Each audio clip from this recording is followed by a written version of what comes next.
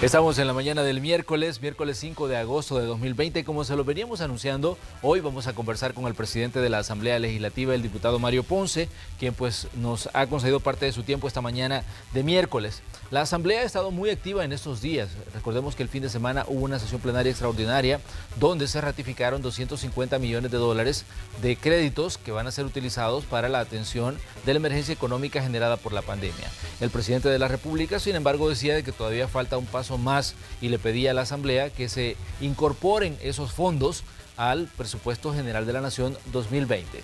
Esta mañana de miércoles le damos la bienvenida pues a nuestro invitado, el presidente de ese órgano de Estado, la Asamblea Legislativa, el diputado Mario Ponce. Mario, gracias por atender nuestro llamado, gracias por atender pues la petición para que nos visitara esta mañana. Bienvenido. Muy buenos días, Manuel. Un saludo muy especial a nuestros amigos fieles a Canal 12, especialmente a esta entrevista. Y un saludo muy especial también a todo tu equipo técnico que hace posible que esta señal llegue a todo el país. Gracias, Mario. ¿Qué posibilidades hay, presidente, de que se haga una sesión plenaria extraordinaria para incorporar los fondos, tal y como estaba pidiendo el presidente de la República? Vimos que el ministro de Hacienda llegó a entregar el presupuesto extraordinario que solicitaban ustedes, pero la pregunta es, estamos en medio de un periodo de vacaciones, sabemos que la Asamblea, pues obviamente parte del personal está descansando, pero usted decía, cuando despedía una sesión plenaria, decía, les pedimos que estén atentos porque en cualquier momento se les puede llamar. Obviamente el llamado se hizo el domingo para hacer la ratificación, pero ahora la pregunta es, ¿se puede hacer otra plenaria para incorporar esos fondos en estos días? Bueno, mira, de hecho, quiero decirte que todo lo que es el aparato eminentemente administrativo de apoyo del Congreso prácticamente está de vacaciones, no así los diputados que estamos atentos al llamado. Pero en esto es cuestión de voluntad política, Manuel. Claro.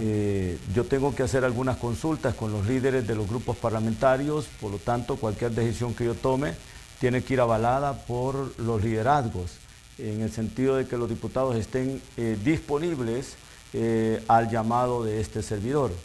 En el caso muy particular, por lo menos ya tengo el aval, digamos, ya tengo la respuesta de unos grupos parlamentarios, uno que obviamente me ha dicho que no, que es hasta el lunes 10 procedamos a aprobar la asignación presupuestaria de estos fondos, y el otro grupo parlamentario se encontraba eminentemente dividido,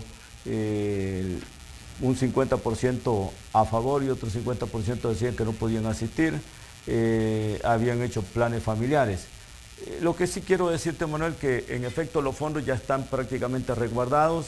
Sí. El día de ayer o el día de ahora posiblemente, hoy es último día para que el Banco Interamericano de Desarrollo, BID, pueda, digamos, hacer el desembolso de los fondos, y estos tienen que ingresar al Banco Central de Reserva, tal como es por ley. Sí. Digamos, y estos después puedan, una vez siendo asignados presupuestariamente hablando, puedan ingresar de forma inmediata al Ministerio de Hacienda para que éste los pueda enviar a las instituciones respectivas. Así que serán días, a lo sumo de aquí al lunes ya prácticamente estamos cerca, hoy es día miércoles, solo serían 2 días de esta semana, jueves y viernes. Claro. Y el lunes a temprana hora yo podría estar de alguna manera convocando al Pleno para estar asignando los fondos tal como lo manda la ley. Pero por lo que escucho en sus palabras, Mario, si usted se ha hecho los cabildeos para poder reunirse de emergencia, ¿no? Sí. En esto, Manuel, no es una decisión unilateral que este servidor toma. Claro. Acordémonos que la Asamblea Legislativa en mi periodo es un ente colegiado. Y verdaderamente es un ente colegiado, porque las decisiones se toman por consultadas y se toman por mayoría.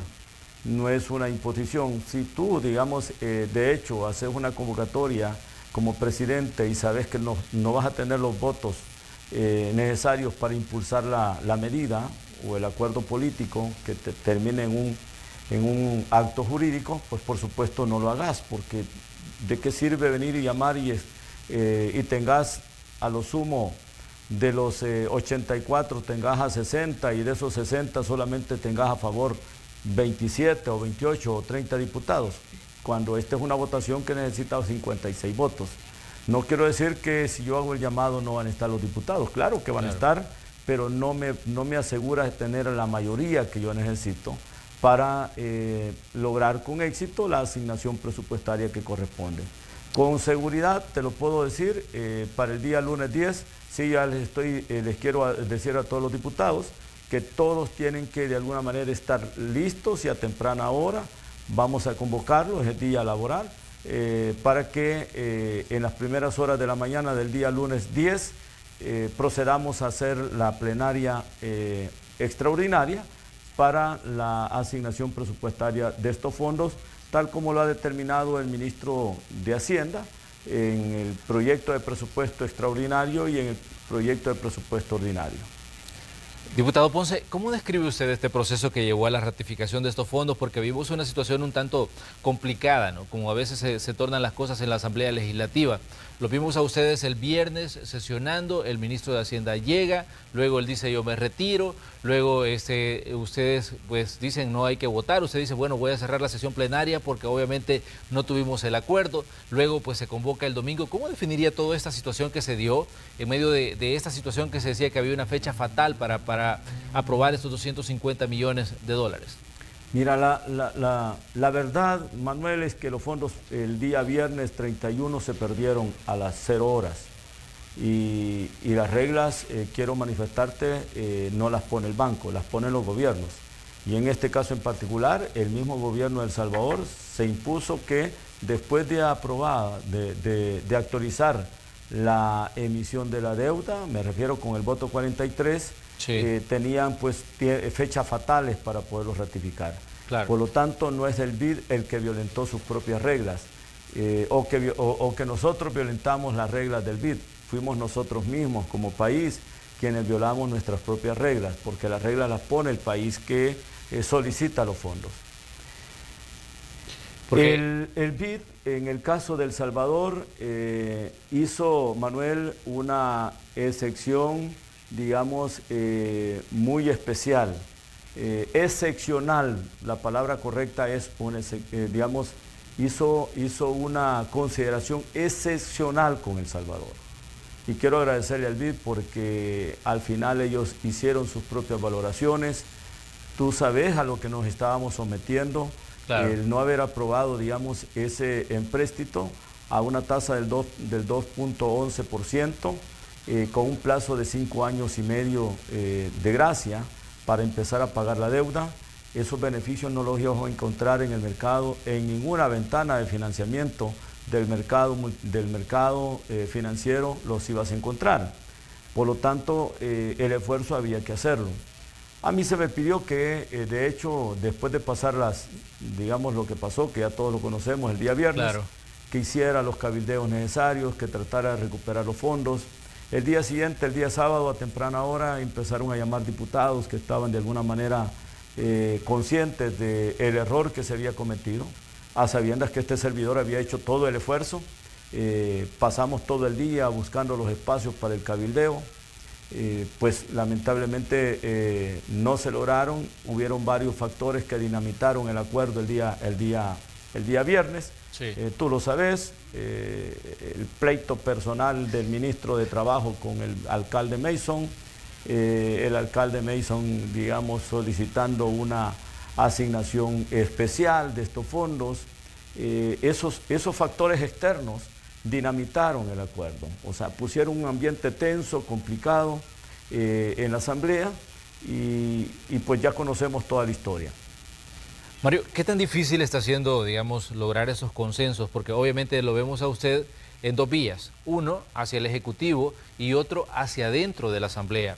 ¿Dónde está siendo más complicado lograr esos acercamientos y esos acuerdos que permitan, digamos, ratificaciones como esta de los fondos? Porque definitivamente que hay un elemento importante en el caso suyo como presidente de la Asamblea a la hora de establecer el contacto con el Ejecutivo y también establecer esa comunicación con las diferentes fracciones legislativas.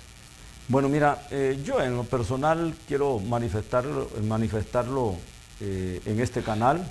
no tengo ningún inconveniente, no tengo ningún problema en buscar los acercamientos con el Ejecutivo. No hay una posición obviamente, digamos, negativa del Ejecutivo hacia este servidor.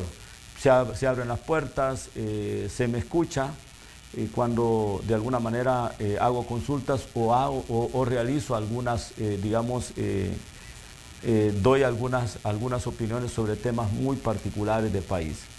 En el mismo sentido, el Congreso, tú sabes que en el caso de los congresos en los países democráticos, los congresos son muy dinámicos y uno tiene que entender los movimientos, tiene que entender las dinámicas, lo que realmente pasa en el caso particular del Congreso salvadoreño. Vivimos en un Estado democrático, en un sistema de libertades en el cual cada partido toma sus propias decisiones y esas decisiones que se toman, obviamente uno tiene que leer las interlíneas. Por lo tanto, eso es normal, Manuel, no lo veamos como algo complicado.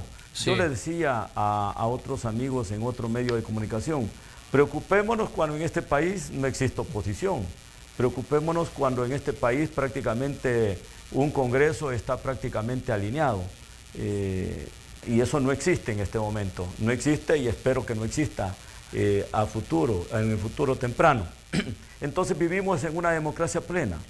Podemos no coincidir en ciertos momentos sobre ciertos temas, pero lo cierto es que el debate es bueno. El debate fortalece, digamos, las decisiones que este mismo toma y de hecho no veamos como que cuando hay una posición bastante rígida y bastante, digamos, fuerte del Ejecutivo en contra del Legislativo, veamos que de hecho esto divide y nos lleva a un clima digamos, de no acuerdo. Pues lo que quiero decirte es que nosotros debemos de ser un Congreso con 84 miembros totalmente maduros, o sea, ideológicamente hablando. Quien queda mal es quien de alguna manera se sale de la tangente, y eso es lo que yo le he pedido a los 84 diputados, que podamos tener, digamos, no podamos coincidir, pero debemos de tener, digamos, las palabras adecuadas, las frases adecuadas, los planteamientos adecuados en relación a los temas que abordamos, pero bien documentados. Podemos no coincidir, pero eso no quiere decir que acuerdos no van a haber. Por eso es que este servidor busca por todos los medios acercar las posiciones, digamos, que están totalmente, digamos, diametralmente opuestas, porque sí, ese es mi trabajo, ese es el esfuerzo que yo tengo que hacer. Lograr que este servidor venga y empuje o impulse un proyecto que logre la votación necesaria, que ordena el marco constitucional, ese es mi trabajo y ese es mi reto. Por lo tanto, todo el esfuerzo que yo hago es en función de seguir fortaleciendo el sistema democrático y de seguir construyendo soluciones para el país, Manuel. Ahora bien, Mario, ¿qué le dice usted al ciudadano sobre, digamos, sobre el trabajo que han hecho ustedes como Asamblea Legislativa en medio de esta situación extraordinaria que vive El Salvador? Estamos desde marzo, estamos con una situación de emergencia sanitaria, con una situación que ha exigido, digamos, una interacción constante entre órganos de Estado como la Asamblea y el Ejecutivo, e incluso se ha sumado la Corte en algunos momentos, pero digamos, ¿qué le dice usted al ciudadano sobre el trabajo que ustedes han hecho en medio de todo esto que ha implicado, digamos, tomar decisiones rápidas en cuanto a situaciones sanitarias, en cuanto al tema de fondos, en cuanto a una emergencia económica que sabemos que es un problema muy serio, que todavía pues obviamente estamos a medio de una fase 1 que no termina de despegar por la misma situación de la fragilidad del país en medio de la situación sanitaria? Quizás te voy a dar la respuesta en relación a lo último que acabas de plantear. El país no puede de alguna manera estar totalmente encerrado, Manuel. Y yo quiero decirte que los 2.000 millones de dólares que obviamente autorizamos prestar no alcanzarían hasta este momento y hace un poquito de un mes atrás te aseguro que ya no existiera un centavo partido por mitad para hacer funcionar el aparato del Estado. Por lo tanto, creo que la cuarentena que se dio con todo lo que ya conocemos nos dio un resultado y ese resultado nos satisfizo, no dio de alguna manera, digamos, lo que nosotros queríamos.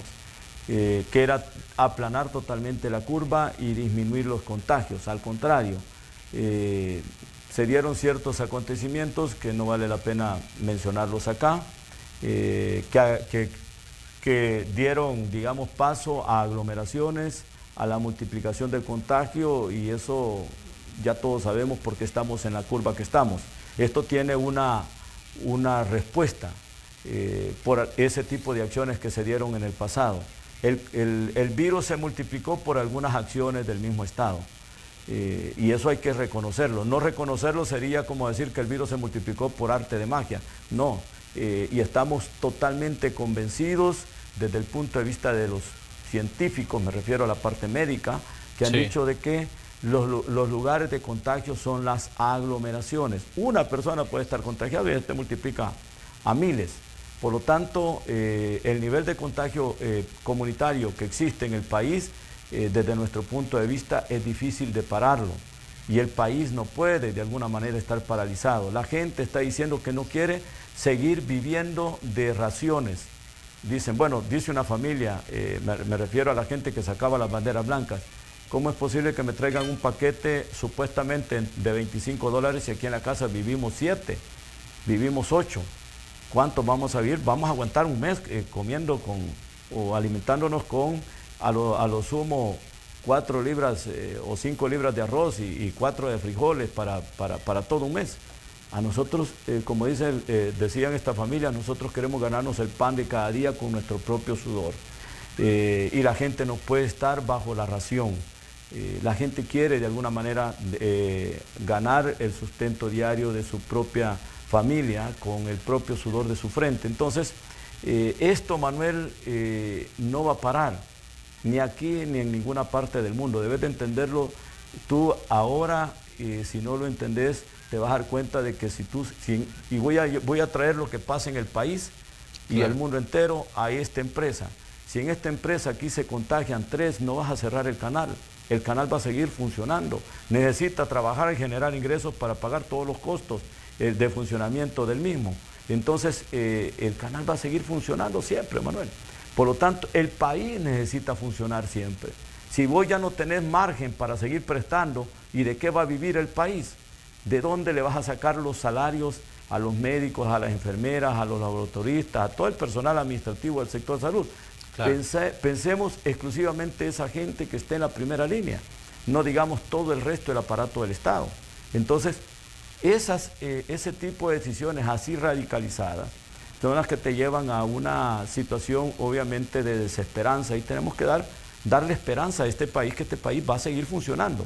Los médicos lo han dicho, esta es una situación que vino para quedarse, esta enfermedad ya es prevalente. Eso quiere decir que va a estar con nosotros de aquí para toda la vida. No va a haber, de alguna manera, no va a desaparecer tan fácilmente de la faz de la tierra.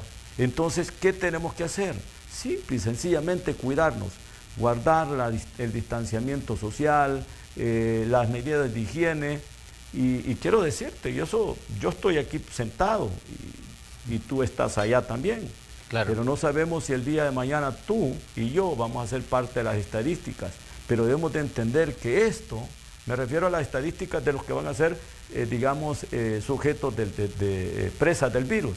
No sabemos cómo lo vamos a resistir, y si de alguna manera vamos a hacer dentro de pocos días noticia en este país, y ahí nos quedamos, pues parte de la estadística, y fuimos noticia que obviamente no soportamos, no aguantamos el virus. Debemos de entender esto, el país va a seguir funcionando, van a seguir, digamos, algunos que de alguna manera no tengamos las defensas adecuadas, vamos a colapsar. Y yo quiero decirte lo último, si alguien cree que porque se contagió ya está inmunizado, es totalmente falso. Científicamente se ha comprobado de que las defensas solo te duran entre 30 a 35 días, lo dicen los científicos, no lo digo yo, y lo está diciendo la OMS, los científicos de la OMS, lo dicen los científicos de este país, los médicos, los infectólogos, los epidemiólogos, que sí, esta enfermedad no es cierto que una vez te haya dado, ya vos estás de alguna manera preparado para poder aguantar cualquier cepa. Y te voy a poner el ejemplo. Claro. Nosotros contratamos 2 profesionales de la medicina para atender el COVID en el caso del órgano legislativo. Y a uno de ellos le había dado hace un poquito más de 2 meses. Sí. De 2 meses. Le dio leve. En este momento está en una situación grave, obviamente está con una gran fiebre. La segunda vez que le está dando. 2 meses después le llega de forma virulenta. Entonces aquellos que creen que no se pueden seguir tapando la boca, que no se pueden seguir lavando las manos, que pueden ir a donde les da la gana, ir a las aglomeraciones, tocar plataformas como esta mesa o cualquier cosa, yo les digo, cuídense, sigan las medidas sanitarias. El hecho que le haya dado no quiere decir que usted está curado. Está demostrado que el virus llega si a ti te dio de forma asintomática, te va a llegar de forma virulenta posiblemente en una segunda oportunidad, porque la cepa, las diferentes cepas del virus que se están moviendo, algunas son tan virulentas que hacen estremecer a cualquier ser humano, digamos, al momento de adquirir ese virus. Por lo tanto, debemos de cuidarnos y esto te da la respuesta, que es la de nunca acabar, Manuel. Exactamente. Si te están diciendo que le pueden seguir dando a quien ya le dio, entonces, ¿qué significa, de hecho, seguir paralizando la economía? ¿Qué significa seguir, digamos, encerrando a la gente? Si la gente, ¿de qué va a comer? Ya no se va a morir del virus, sino que se va a morir del hambre.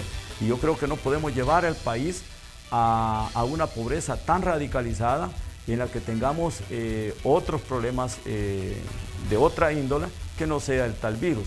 Así es que hay que prepararnos y tratar de tomar, digamos, las vitaminas que nos generen defensas, o las medidas o lo que los médicos mismos dicen, qué tipo de alimentación elevan las defensas para que el cuerpo resista cualquier invasión de un cuerpo extraño a nuestro cuerpo.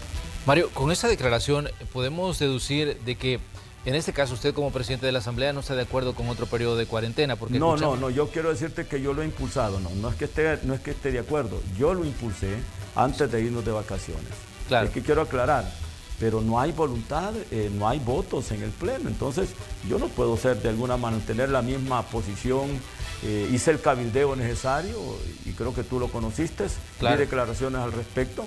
Lo que recibí son reproches y aún de la gente en las redes sociales. Me pegaron mi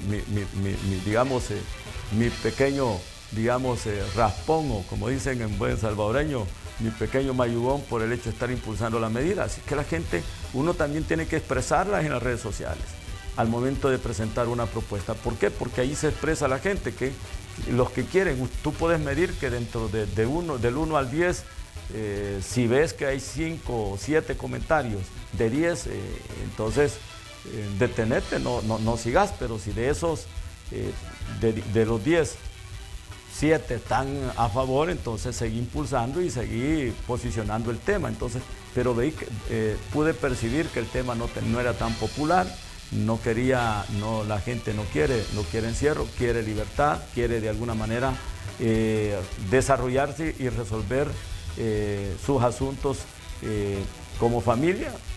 Y debemos de entenderlo, y eso creo que esa lectura la tienen los diputados de los diferentes grupos parlamentarios. Así que no es que yo no quiera, yo estoy diciendo de que después de ver todo esto, después de leer entre líneas lo que realmente nos está diciendo la población y lo que dicen algunos grupos parlamentarios, simple y sencillamente lo único que nos queda es aconsejar a la gente que siga las medidas sanitarias correspondientes.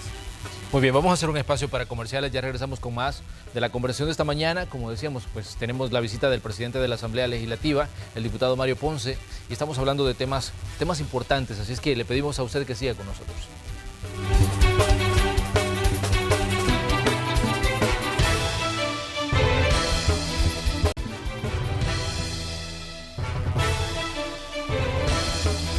Estamos en el día miércoles 5 de agosto de 2020 en el espacio de la entrevista de Hechos AM. Hoy conversamos con el diputado presidente de la Asamblea Legislativa, Mario Ponce, y estamos hablando sobre aspectos relacionados con la pandemia, con el tema de los fondos y con elementos importantes de que están ocurriendo en ese órgano de Estado.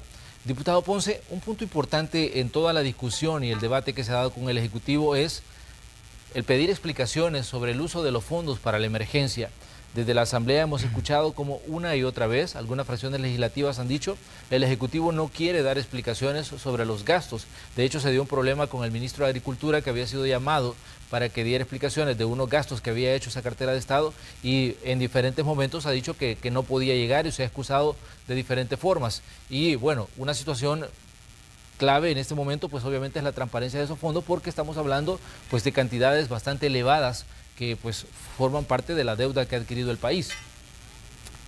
Bueno, eso es normal y quiero decirte de que todo funcionario está obligado a dar cuentas de los recursos que maneja de parte del Estado. Son impuestos de los salvadoreños, por lo tanto esta es no es una petición, digamos, fuera o al margen de la ley que hacen los diputados. Es simple y sencillamente que existen leyes de la República, existe una Corte de Cuentas, existe un Instituto de Acceso a la Información, existe un tribunal ¿cómo se llama? Que ve que vigila también la ética gubernamental. Por lo tanto, veámoslo como una cuestión muy normal, Manuel. Tus impuestos, sí, claro, son sagrados, tú pagas impuestos, ¿cierto? Claro. Entonces tu dinero ingresa al Fondo de la Nación, al Fondo General de la Nación, pero debe haber un responsable en administrarlo correctamente cuando así se le asignan los recursos. Por lo tanto, no se pueden utilizar los recursos producto de los impuestos de los salvadoreños de forma discrecional, y no se puede de alguna manera esconder información alguna en relación a cómo se invirtieron esos fondos. Eso es normal en un sistema democrático, en un país de libertades. Hay libertad, sí es cierto, pero también hay normas, hay reglas que estamos obligados los que administramos fondos para poder informar de cómo se invirtieron esos recursos. Y este mensaje va para todos los alcaldes que de alguna manera van a recibir dentro de este préstamo de 250 millones de dólares, el equivalente a 75 millones de dólares, más aparte de los que ya recibieron de los famosos 389 millones que creo que anduvieron recibiendo alrededor de 120. Claro. Entonces, a lo que quiero llegar es que el Ejecutivo, los alcaldes, todos estamos obligados a informar y a decirle a la población cómo se están invirtiendo sus recursos, porque no hacerlo significaría que esos fondos al final la población sepa de que está pagando impuestos para que de hecho se desvíen. Yo debo de darle el beneficio de la duda a los funcionarios del gobierno, porque existe un señalamiento, pero no por eso de hecho ya tenés que venir y automáticamente condenarlos. Hay, digamos, un debido proceso, bajo el supuesto que existe una investigación, porque que van a existir investigaciones, van a existir, Manuel. Sí. Desde una petición que haga la Asamblea al fiscal para investigar un caso, las investigaciones normales que hacen los auditores de la Corte de Cuentas, mismo que la Asamblea está obligada también a crear comisiones para verificar, digamos, el manejo de esos fondos. De manera que controles hay, controles existen y tienen que existir. Así es que no tenemos por qué incomodarnos o por qué sentirnos mal. Eso es normal en un Estado democrático. Por lo tanto, espero que esto no incomode a nadie. Pues simple y sencillamente se están pidiendo cuentas porque los fondos han sido asignados y estos se deben de administrar correctamente. Así que eso es la respuesta que yo te puedo dar en relación a este tema, y no hay por qué de alguna manera, en este caso en particular, el Ejecutivo se incomode, porque va a dar respuesta ahora, dará respuesta mañana, pero en algún momento, estando adentro, estando afuera, van a dar respuesta del manejo de esos fondos. O sea, de eso no nos salvamos nadie. Tenemos que de alguna manera responder por nuestras acciones, por nuestras decisiones y por el manejo de los recursos tarde o temprano. O sea, es que de eso no creo que obviamente sea algo que a alguien le incomode o que lo vea como un problema. Al contrario, en la medida que administramos correctamente los fondos, en esa medida le estamos diciendo a la población que somos funcionarios responsables en el manejo de sus impuestos. Mario, hay otros elementos importantes en la Asamblea Legislativa, en el trabajo que están desarrollando en estos momentos, como por ejemplo la elección de magistrados de la Corte de Cuentas de la República. Los actuales magistrados vencen su periodo el próximo 27 de este mes, 27 de agosto. ¿Cómo va este proceso de elección, considerando que es una de los aspectos importantes, las elecciones de segundo grado que ustedes tienen que hacer como diputados? Mira, ya se activó el trabajo de la Comisión Política, ya se están haciendo algunas investigaciones, digamos, muy personalizadas en relación a algunos señalamientos que obviamente fueron publicados en las redes sociales. Y yo quiero agradecerle a los amigos y amigas de las redes sociales que de hecho han hecho investigaciones muy profesionales y no de medios, pero que también le sirve al medio y le sirve a la Asamblea para poder tomar una decisión. Cualquier información que vaya encaminada en ese sentido es bienvenida para que elijamos a las personas idóneas, que no tengan de alguna manera amarre alguno ni con grupos parlamentarios ni con grupos de interés, porque lo que queremos es que las personas que lleguen al frente del ente contralor sean personas que se desliguen de cualquier situación externa, digamos, que les evite a ellos tomar decisiones apegadas a la Constitución y a la ley. Por lo tanto, el compromiso de esta Asamblea Legislativa es tratar de elegir a las personas que de alguna manera primero cumplan el perfil que ya ordena el 195 de la Constitución, la misma ley de la Corte de Cuentas, su ley orgánica, que ya desarrolla, digamos, las cualidades que debe tener la persona que administra la Corte de Cuentas, y los magistrados la función que ya están determinadas por ley para poder conformar Cámara de primera instancia. Por lo tanto, démosle el chance a la Comisión Política para que siga depurando. Yo quiero manifestarte que solicité el apoyo de un grupo de notables. Me refiero a profesionales de la Contraloría Pública que están dentro de, que conforman el Consejo de Vigilancia de la Contraloría Pública, que conforman el Instituto de Contadores, el Consejo, ¿cómo se llama?, que conforman los gremios de contadores públicos y auditores, sí, para que nos ayudaran a analizar los 75 currículas, y les enviamos las 75 entrevistas de los mismos, para que ellos cuidadosamente nos manden depurado, digamos, y nos ayuden a escoger a los mejores de acuerdo a cómo ellos vieron las entrevistas, porque les mandé las entrevistas en un dispositivo, claro, lo mismo que las currículas, para que ellos nos ayuden como Asamblea Legislativa para ir, digamos, reduciendo el número de los aspirantes de 75, por lo menos reducirlo a 25, y el próximo paso que la Comisión Política dé es reducirlo a lo mínimo de 10, para que de 10 nosotros podamos sacar quién va a ser el presidente o presidenta de la Corte de Cuentas de la República y quiénes van a conformar Cámara de primera instancia, me refiero al primero y segundo magistrado respectivamente. Así que nuestro trabajo lo estamos haciendo, no hemos parado, estamos en los tiempos para poder darle, digamos, hacer esa elección, y te aseguro que pues cada una de las bancadas está haciendo lo propio desde su trinchera para poder presentar, digamos, una propuesta más depurada. Pero, ¿cómo toman ustedes el hecho de que la Sala de lo Constitucional haya declarado inconstitucional la elección de los magistrados que están por concluir su periodo? Pero a la vez dice de que no tienen problema para que busquen pues una reelección, y le reclamaba a la Asamblea que no hizo una investigación en cuanto a las vinculaciones partidarias. ¿Cómo toman ustedes esta resolución de la Sala que cayó en medio de este proceso de elección? Mira, la Sala ha sido muy cuidadosa y de hecho tampoco me voy a ir a orientar mi opinión o la opinión que obviamente vierte en este canal, en el sentido de criticar las decisiones de la Sala, porque yo soy respetuoso de la independencia de poderes. En este caso en particular, la Sala tiene, digamos, un papel que desempeñar, que en este caso en particular es administrar justicia y declarar ilegal todo aquello que de alguna manera no está pegado al marco de la Constitución y la ley. En este caso en particular, lo que yo te puedo decir que la sentencia de la Sala lo que manifiesta es que ellos hicieron un examen o una valoración o una evaluación de la forma y el fondo. pero en Claro. este caso en particular lo que ellos, digamos, desarrollan dentro de su sentencia es la forma de la elección. ¿Por qué eligieron, por qué salió electa presidenta la señora, la licenciada Landaverde y no otro? ¿Por qué eligieron primer magistrado y segundo magistrado a los que ya están por terminar y no a los otros? Justifíquelo, demuestre por qué el currículo de ellos pesa más que los otros.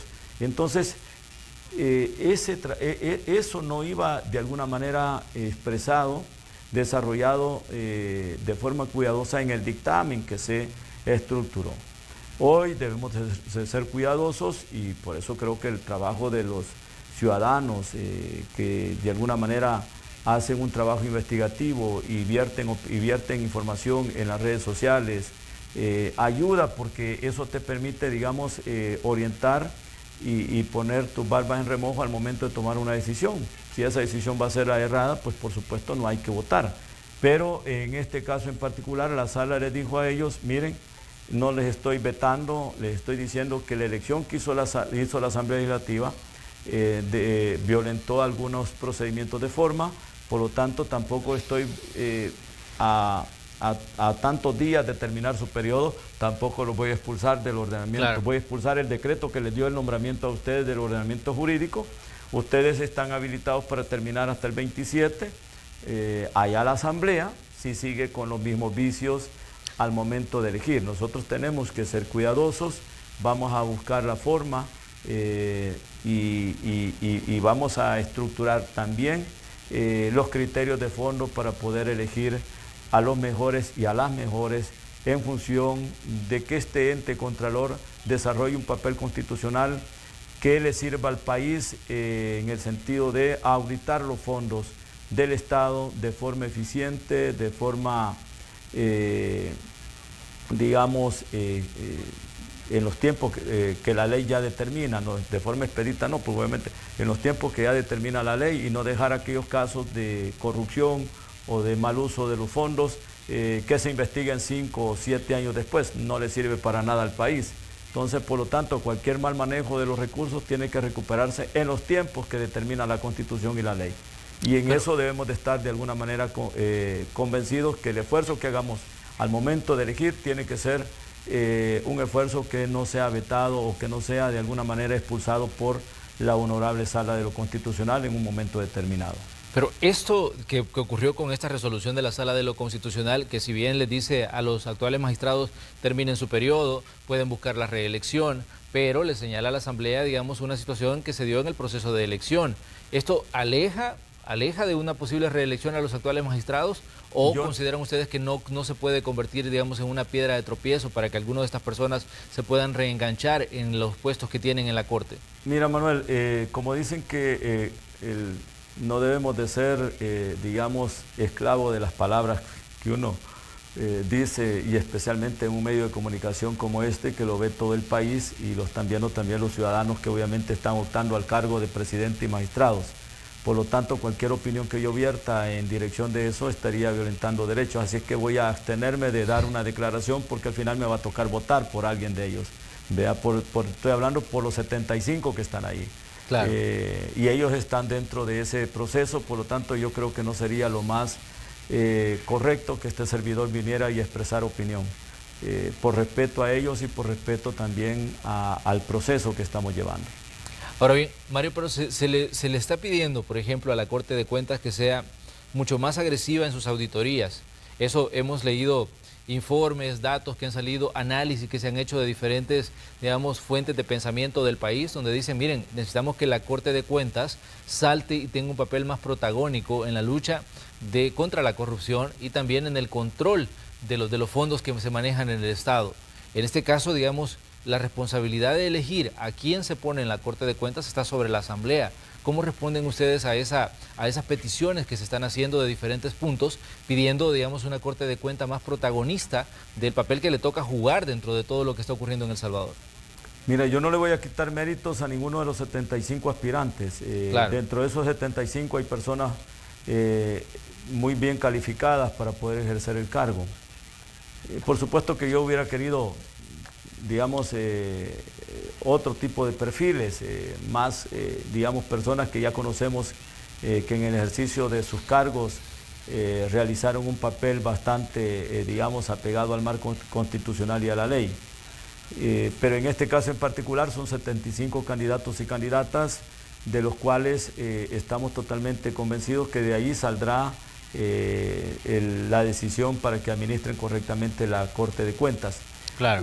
La exigencia a los 75 de parte de los 84 diputados es que ellos cumplan la Constitución y la ley, que se apeguen al marco de su propia ley orgánica para que ejecuten auditorías eminentemente profesionales, objetivas, en las que no exista, digamos, contaminación alguna en el desarrollo de su trabajo operativo. Me refiero a lo de los auditores, que nadie le esté diciendo al auditor qué área auditar y qué área no, o cómo determinar la muestra y qué tipo de informe aceptar y qué tipo de informe de auditoría no.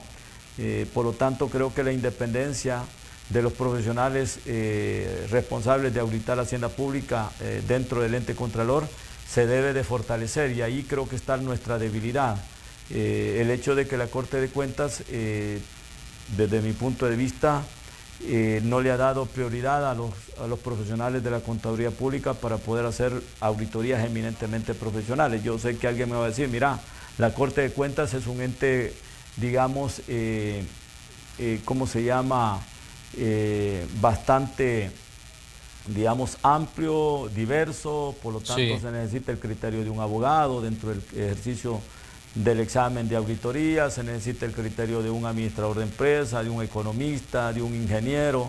Lo cierto es que ahí hay auditores que son ingenieros, son abogados, son administradores de empresa, y hasta médicos creo que tiene auditores, cuando todos sabemos que los únicos facultados para ejercer la auditoría y la contaduría pública somos los contadores públicos, pero la particularidad de la Corte de Cuentas es así, y a veces algunos se han hecho, digamos, en el campo, en el desarrollo del trabajo, en el quehacer del trabajo de la institución, se ha ido de alguna manera empapando del tema eminentemente del ejercicio de la auditoría. Por lo tanto, al plantearte esto, nosotros quisiéramos, de hecho, auditores más comprometidos, totalmente desvinculados de cualquier filosofía o ideología partidaria al momento de ejercer la labor contralora.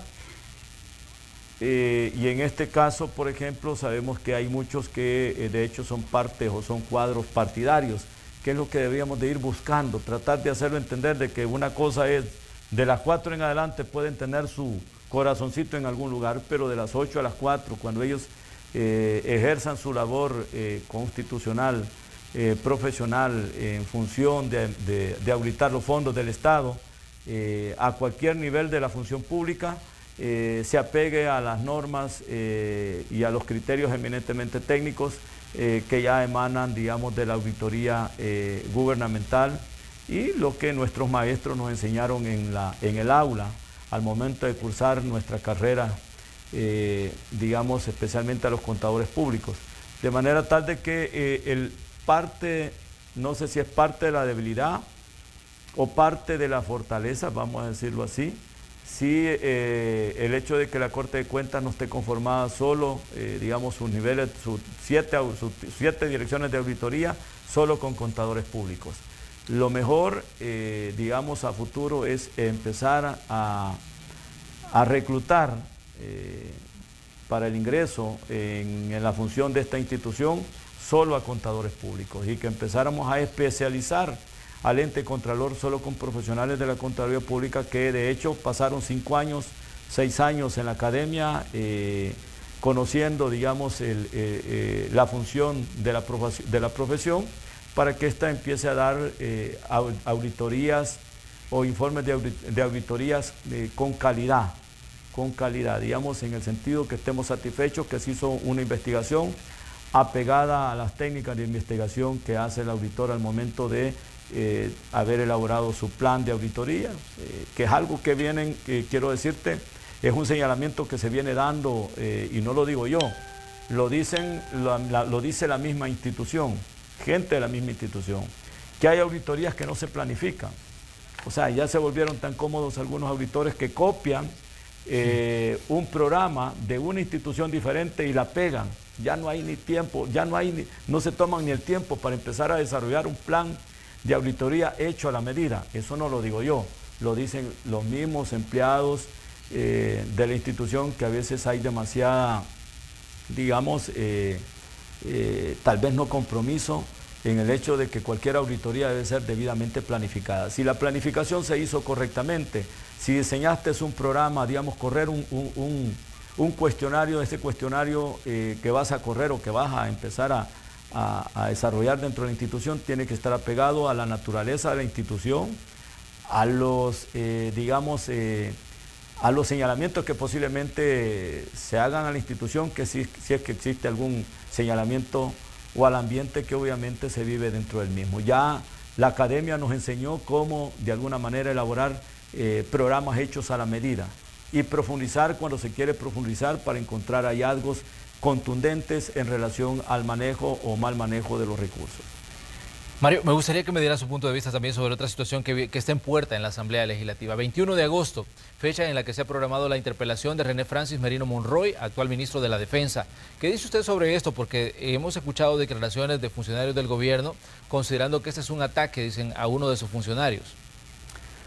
Mira, yo no lo consideraría así. En primer lugar, este es un dictamen que se dio mucho antes de la pandemia.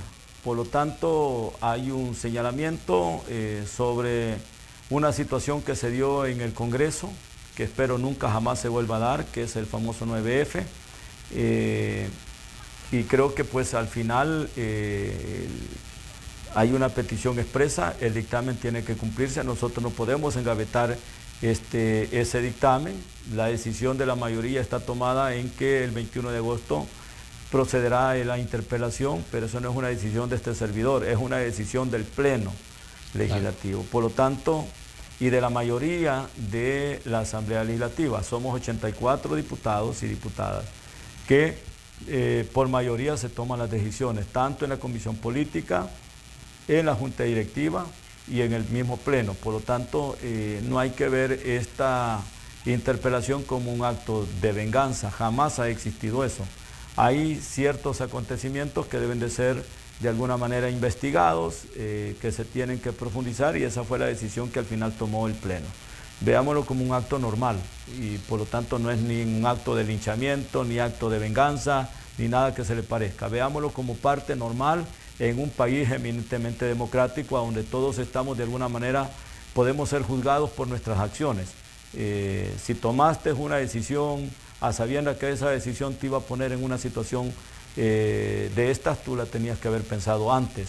Y este es el tipo de acciones o de decisiones que al final tienen que pasar por este tipo de investigaciones que el mismo Congreso en un Estado democrático tiene que hacer. Muy bien, Mario, le queremos agradecer que nos ha visitado esta mañana. Obviamente estamos pendientes de todas las decisiones que se toman en la Asamblea Legislativa. Estamos dando seguimiento a cada una de las situaciones que tienen que ver con el tema de la pandemia, las elecciones de segundo grado y con procesos como este, como el que decíamos, el 21 de agosto, la interpelación del ministro de la Defensa. Le queremos agradecer que nos haya sido parte de su tiempo, presidente de la Asamblea. Muchas gracias, Manuel. Nada más quiero agradecerte a ti por la invitación, pero también quiero aprovechar este espacio para felicitar al nuevo ministro de Hacienda, que a pesar que acaba de llegar, pues logró entender de que hay que trabajar por el país y salvar, digamos, este tipo de situaciones que de haberlas perdido el Estado mismo y el mismo presidente Nayib Bukele iba a tener algunos problemas para financiar ciertos gastos o ciertos compromisos. El caso de Fomilenio es un caso en particular. Quiero agradecerle al Fondo del Milenio, digamos, por creer en El Salvador. Es una inversión de los Estados Unidos que por segunda vez logramos de alguna manera sumar arriba de los 650 millones de dólares en función del país, gracias al pueblo y gobierno de los Estados Unidos por darle este apoyo, y nosotros no les vamos a fallar con la contrapartida. Hoy tomamos la decisión, inmediatamente regresemos a la Asamblea para poder dar esa contrapartida de 55 millones de dólares. Inmediatamente vamos a iniciar el proceso o el debate de los otros 300 millones de dólares, siempre del BID, para poderle dar la contraparte, porque el compacto, digamos, el Fondo del Milenio se retira de El Salvador en 6 semanas.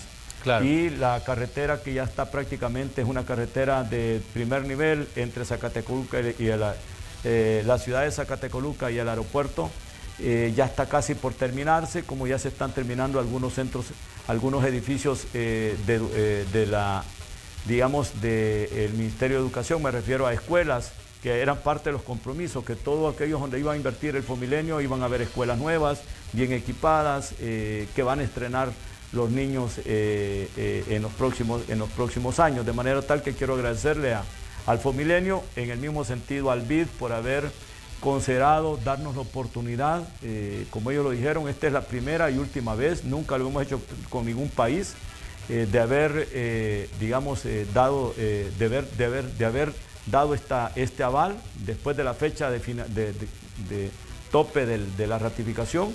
Y ellos dicen, nosotros lo hacemos pensando en que el país, El Salvador, necesita de estos fondos y accesar a fondos más baratos. Así que gracias al Banco Interamericano de Desarrollo, especialmente a su presidente interina y al Ejecutivo. Vayan mis saludos para César Falconi, con quien obviamente mantenemos una buena comunicación. Él está en Washington, es un peruano amigo.